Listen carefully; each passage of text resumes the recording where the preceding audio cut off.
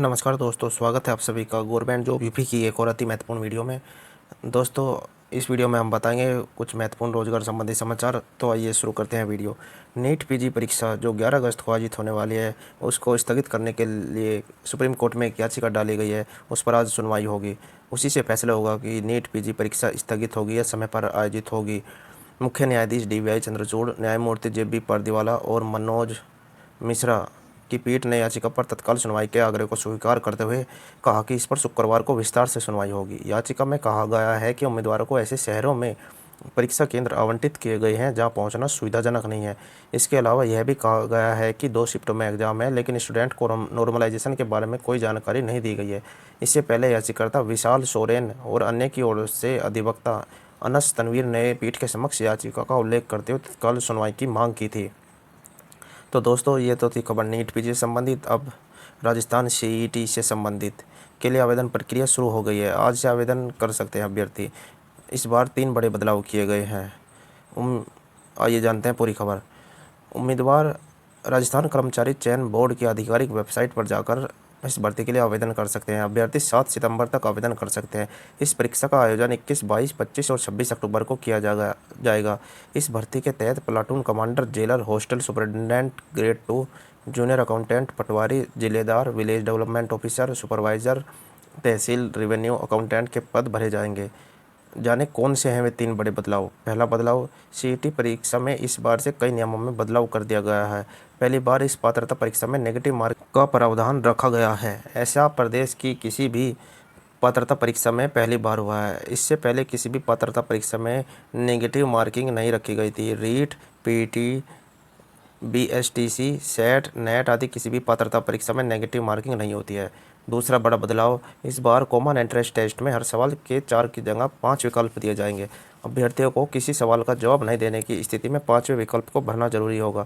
किसी भी प्रश्न का गलत उत्तर देने पर 1/3 अंक काट लिया जाएगा। तीसरा बड़ा बदलाव, अब CET में 40% अंक लाने वाले अभ्यर्थी भी सरकारी सेवाओं के लिए होने वाली भर्ती परीक्षाओं में शामिल हो सकेंगे। अभी तक विभिन्न भर्ती परीक्षाओं में उपलब्ध वैकेंसी के 15 गुना उम्मीदवारों के लिए मुख्य परीक्षा शॉर्टलिस्ट किया जाता था। राजस्थान CET में 15 गुना अभ्यर्थी लेने के प्रावधान से लाखों बेरोजगार उम्मीदवार भर्ती से वंचित रह रहे हैं। अभी तक किसी भी भर्ती में 15 गुना उम्मीदवारों से ही आवेदन मांगे जाते रहे हैं और उन्हें ही बार बार अन्य भर्तियों में भी मौका मिलता रहा है। CET परीक्षा में 40% अंक से पास होने का नियम आने से सरकारी नौकरी की तैयारी करने वाले उम्मीदवारों को काफ़ी राहत मिलेगी।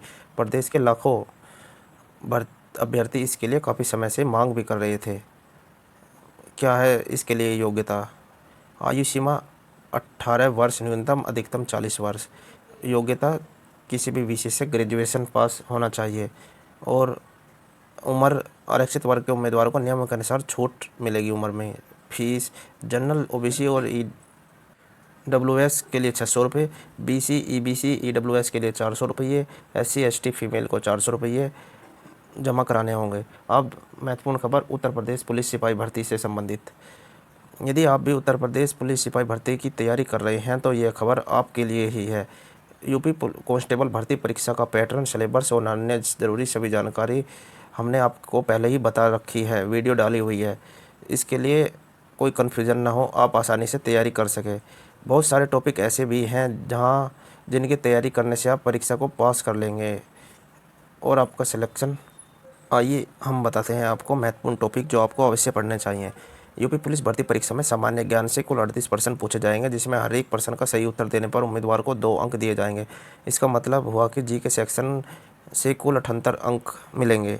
अगर आप सामान्य ज्ञान के जरूरी टॉपिक जैसे भारत का इतिहास, भारत का भूगोल, भारत का संविधान, भारतीय कृषि, किताबें और लेखक, खासकर खेल, ओलंपिक से संबंधित, देश, राजधानी, award, social media, international topic, खोज, फेमस पर्सनैलिटी और महत्वपूर्ण दिन और वर्षों को अच्छे से करेंगे तो आपकी तैयारी काफ़ी मजबूत हो जाएगी।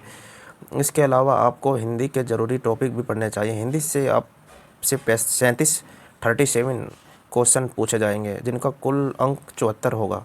हिंदी विषय में उम्मीदवार अच्छे से तैयारी कर ज़्यादा से ज़्यादा अंक प्राप्त कर सकते हैं।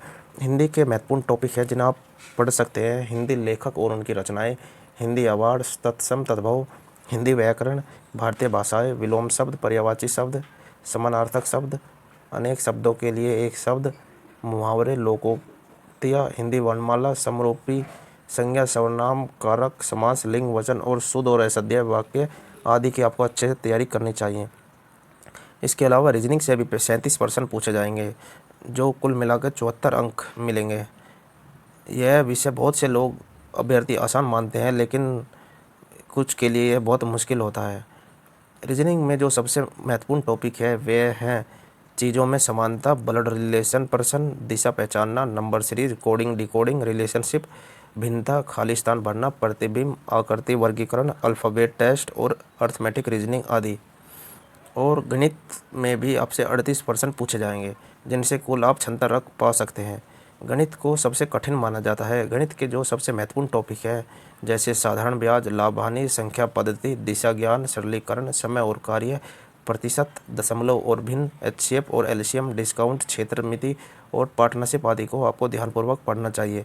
तो दोस्तों, यह था हमारी इस महत्वपूर्ण वीडियो में। उम्मीद है आप सभी को यह वीडियो पसंद आई होगी। आपसे अनुरोध है कि वीडियो को लाइक करें और जिन्होंने चैनल सब्सक्राइब नहीं किया है वह चैनल सब्सक्राइब करें और अपने दोस्तों के पास अवश्य शेयर करें। धन्यवाद दोस्तों।